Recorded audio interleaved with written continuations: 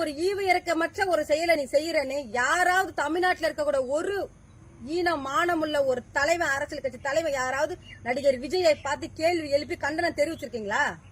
இல்ல. மாறா மாண்புமிகு அமைச்சர் அன்பில் மகேஷ் பொய்யாமொழி அவர்கள், அவருக்கு 2 ஆம்பளை பிள்ளைங்க தான் இருக்கு. அவருக்கு பெண் குழந்தைங்க இல்லன்னு பல இடங்கள்ல அவரும் அவருடைய மனைவியும் வருந்தியதா பல இடங்கள்ல அவர் அதை சொல்லி ஃபீல் பண்ணிருக்கிறாரு. அந்த விஷயத்துலதான் 6-7 பிஞ்சி பிள்ளைங்க, பெண் குழந்தைங்க எதுக்காக நம்ம இறந்தோன்னு தெரியாம சவக்கடங்களை செத்து போய் கிடக்குறப்ப அந்த மனுஷன் போய் மனசுல அவருக்கு ஈரம் இருக்கு. அவரு சாதாரண மனுஷன்.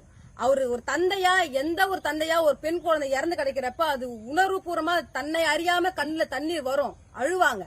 அந்த ஒரு செயலை நீங்க தமிழ்நாட்டில் இருக்கக்கூடிய சில அரசியல் கட்சி தலைவர்கள் அரசியலுக்காக, அந்த ஓட்டு அரசியலுக்காக, அரசியல் பிழைப்புக்காக நீங்க கேலி கிண்டல் செய்றீங்க.